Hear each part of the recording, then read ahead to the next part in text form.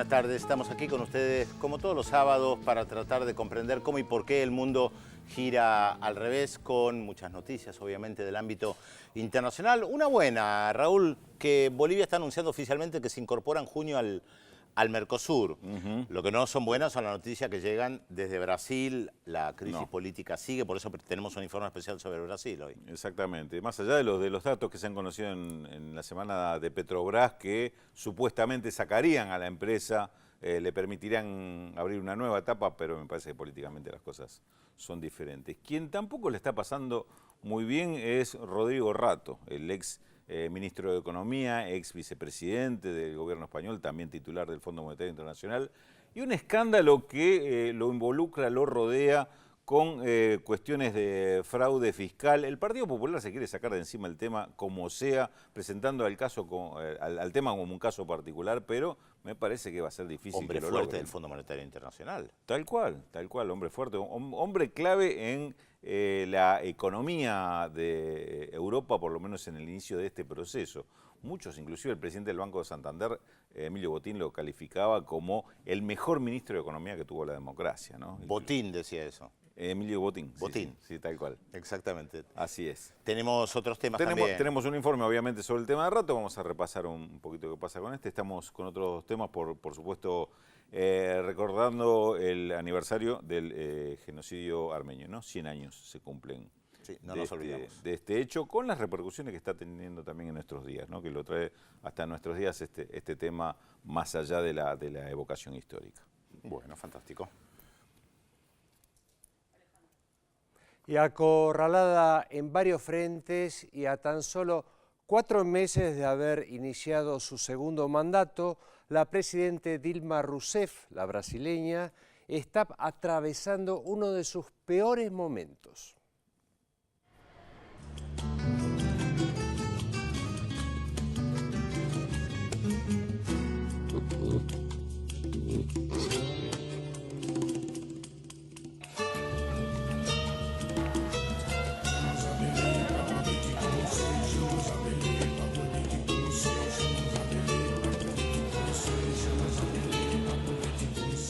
En el cuarto mes de su segundo mandato, acorralada por las denuncias de corrupción, por las multitudinarias expresiones opositoras y por la desobediencia de aliados políticos, Dilma Rousseff atraviesa un periodo de tensión creciente en Brasil.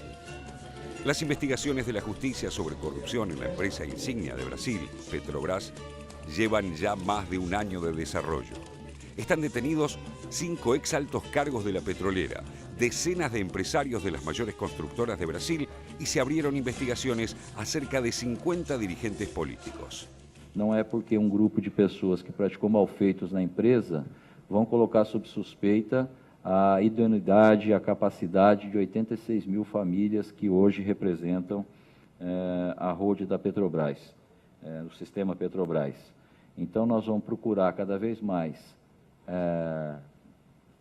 sedimentar esse modelo de cultura de governança corporativa nos seus melhores níveis, nas melhores práticas de mercado. Las consecuencias de esta enmarañada causa fueron funestas para el gobierno de Dilma, ya que a las imputaciones a funcionarios se sumó, el 15 de abril de 2015, la detención de João Bacari Neto, tesorero del PT. Se lo acusa de participar en una operación por la cual empresas involucradas en el pago de sobornos a directivos de Petrobras eran obligadas a hacer donaciones al partido.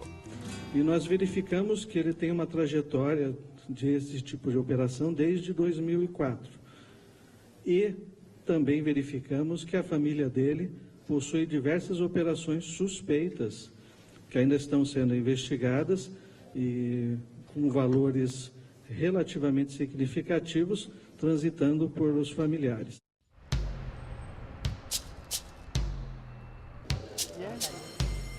A raíz de las acusaciones, el partido emitió un comunicado en el que indicaba que el propio Bacari solicitó apartarse del cargo por cuestiones de orden prácticas ilegales. La marcha de la causa sacó a la luz también casos de malversación y coimas en otras áreas como el transporte. Así lo confirmó el presidente de la importante constructora Camargo Correa, Dalton Avancini, uno de los investigados por el caso Petrobras, quien confesó que la empresa también pagó sobornos para adjudicarse las obras de una importante línea de ferrocarril. Las imputaciones de la justicia se encendieron en las calles durante las movilizaciones opositoras que en los últimos 2 meses protagonizaron casi 2 millones de personas en varias marchas, con expresiones masivas en 2 ciudades opositoras como Río de Janeiro y San Pablo. Jamais será vermelha.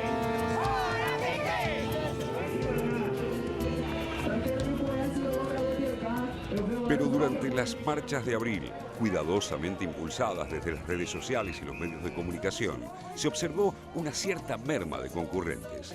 Los convocantes a las protestas niegan tener vínculos con organizaciones o partidos políticos.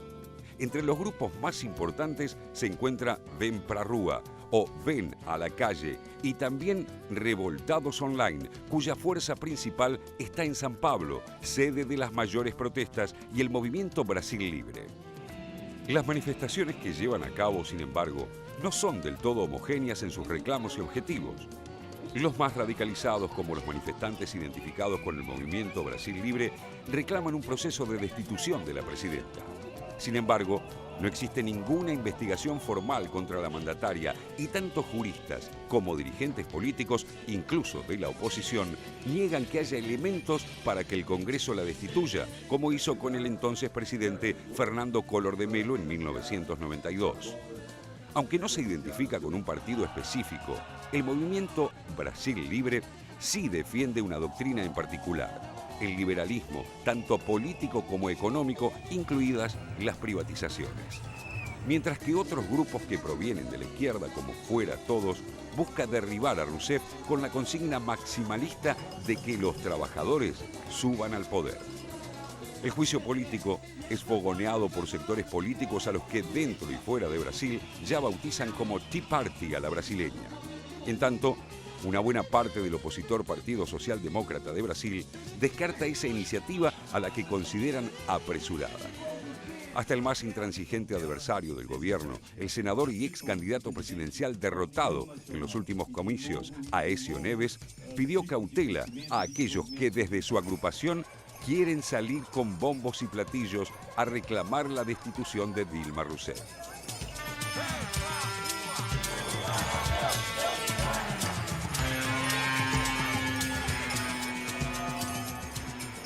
Mientras, en ambas cámaras legislativas, el poderoso PMDB, el gran aliado político del oficialismo, coquetea con la desobediencia y cajonea los proyectos del Ejecutivo.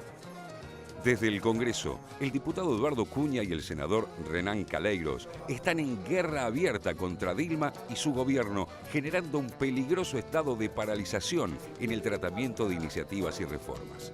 En paralelo, el flamante ministro de Hacienda, Joaquín Levy, ya puso en marcha un ambicioso plan de ajuste fiscal que incluye una caída del 30% del gasto discrecional, que, según dijo, seguirá bajando hasta llegar a los niveles de 2013.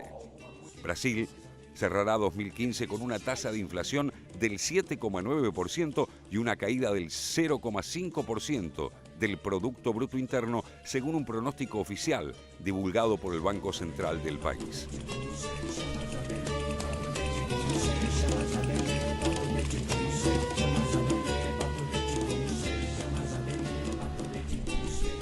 Según el informe, este será el segundo año consecutivo de retracción económica. Un panorama de descontento para muchos que pone en riesgo las importantes mejoras sociales que marcaron una nueva etapa histórica a partir de la llegada al poder del Partido de los Trabajadores con Lula da Silva a la cabeza el 1 de enero de 2003.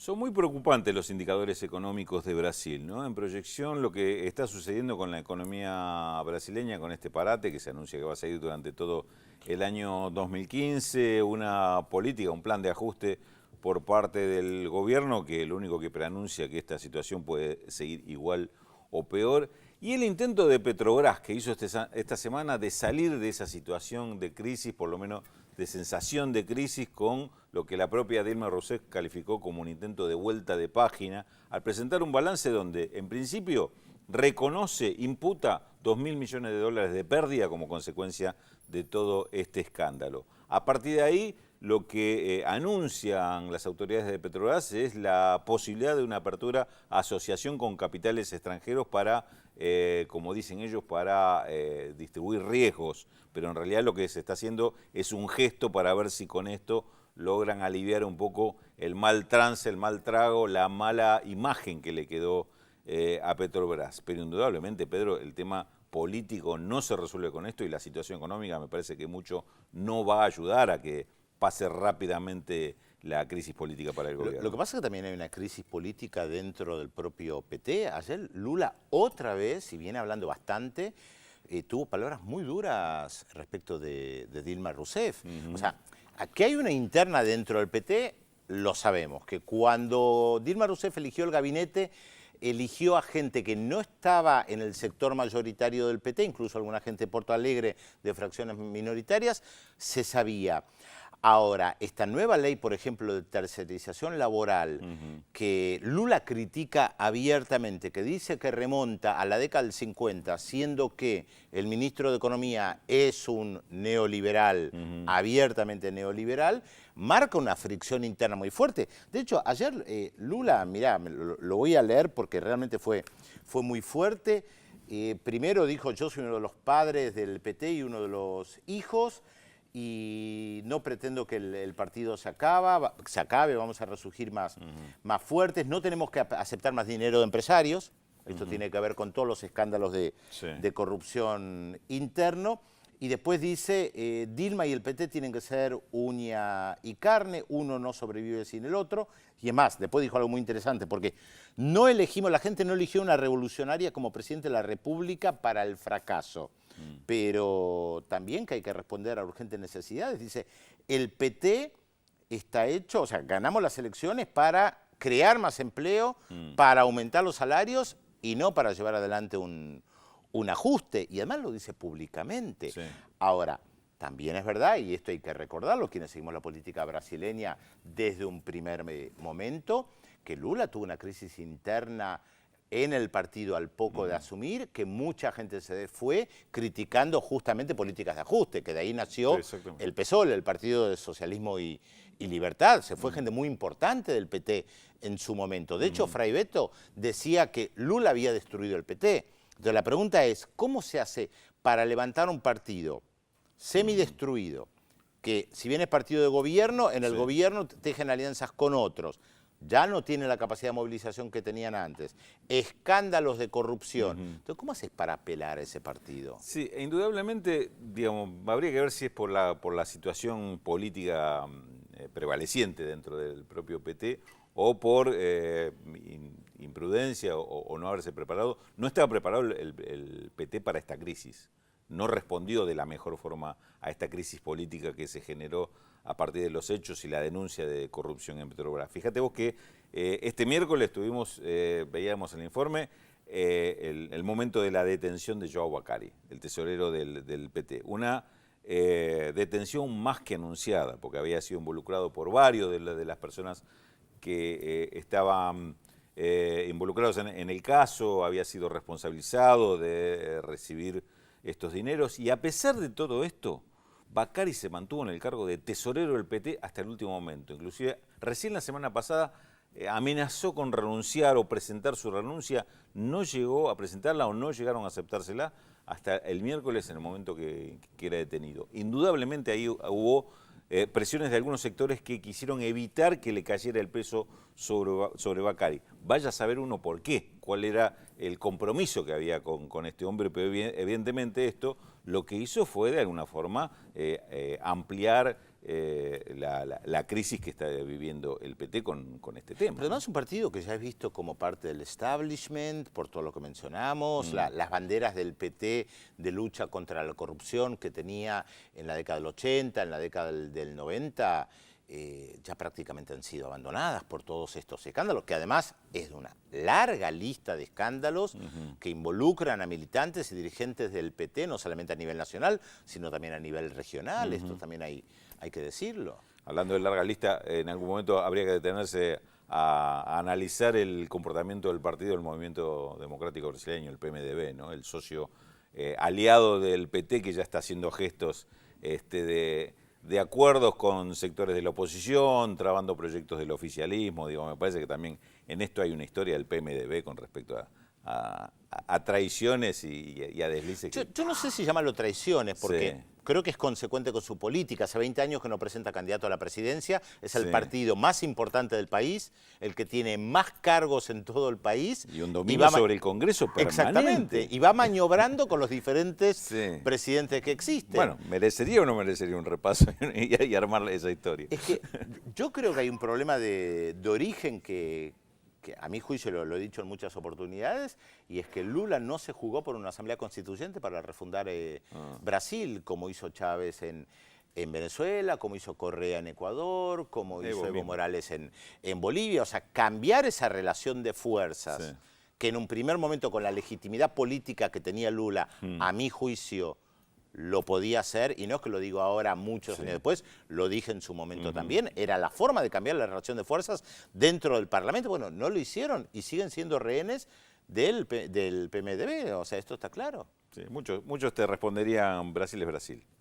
Tienen sus propias formas y sus propios métodos, pero bueno, los resultados no son evidentemente. Sí, la pregunta es si cuando vos llegás al poder te jugás. Creo que era Caetano Veloso que en un momento le dijo en la primera época al propio Lula: no llegamos para ser como los otros, llegamos para cambiar, y parece que jugársela. Te puede salir bien, te puede salir mal, pero es el riesgo de la política. Bueno, ellos decidieron apostar a reconciliar, a negociar, a pactar. A la convivencia. Sí, a la convivencia, incluso poniendo a Levy como ministro de Economía. Sí, y con sectores de poder. Uno recuerda la relación inicial, esa de la que hablabas hace un rato, del PT con toda la clase empresaria de San Pablo, de no enfrentamiento, ¿no? Bueno. Ahora, vos fíjate que Lula ayer diciendo, es el título del Jornal do Brasil de hoy, no queremos una ley que retroceda los derechos de los trabajadores. O sea, se lo está planteando a Dilma. Esas son las leyes que plantea su ministro de Economía. O sea, hay una fractura política importante. No, es que la política de ajuste de Joaquim Levy es muy dura. Es muy dura y lo que decía al principio, las consecuencias sociales y económicas para Brasil este año pueden ser muy complicadas. Más allá de lo que esto también transmite al resto de los países con los que Brasil comercia, ¿no? Sí, por supuesto. Un costo muy alto. Pero bueno, lo seguiremos viendo, por supuesto. Sí, señor. ¿Está Taylor? Está. Siempre estoy. ¿Cómo le va? Buenos días, ¿cómo están? Bárbaro. 26 grados 2 décimas la temperatura en la capital federal. Recordamos, estamos hasta las 2:15 de la tarde hoy en esta emisión con un horario distinto al habitual en Visión 7 Internacional. Pero estamos. Estamos, como siempre. 0800 444 1777 4535 0709. Algunos televidentes se comunican ese teléfono diciéndonos qué pasa. Algunos no vemos la imagen, otros no escuchamos el audio. Tuvimos algunos problemas técnicos en el canal, ya lo estamos resolviendo. Es nada más que por eso, así que estamos hasta las 2:15. Les recordamos, esas son las vías de comunicación. También pueden comunicarse con nosotros a través de la red social Facebook, Yo Veo Visión 7 Internacional, o a través del correo electrónico v7inter@gmail.com. Nos pueden seguir por Twitter también, Taylor. Sí, claro, exactamente. Después me dice la dirección y yo lo repito, no se haga problema. Gracias por estar siempre ahí, Pedro. La verdad que lo extrañamos, Gracias. Vamos con la incógnita, la vamos a poner en marcha en esta tarde, como siempre, como hacemos habitualmente. Fíjese qué bonita esta señora, hija de una madre cristiana siria ortodoxa y de un padre hinduista. Nuestro personaje pasó su juventud en la India, vendiendo botellas para ganarse la vida, que no fue el caso de Pedro Brigger, pero en fin. ¿A quién nos estamos refiriendo? 0800 444 1777 4535 0709. Vamos a ir a una pausa, no sin antes adelantarles los temas que vamos a desarrollar en los próximos bloques. A 100 años del genocidio armenio, Un siglo después del exterminio de cerca de 1,5 millones de armenios a manos del Imperio Otomano, el mundo recuerda el primer genocidio del siglo XX. Y además, hay escándalo para rato. Imputado por graves delitos, la estrepitosa caída del ex vicejefe de gobierno español, Rodrigo Rato, ex director del Fondo Monetario Internacional, golpea al Partido Popular y a Mariano Rajoy a menos de un mes de las elecciones municipales en España. Todo esto y mucho más, como siempre, se lo contamos aquí, en Visión 7 Internacional, por la televisión pública. Ya volvemos.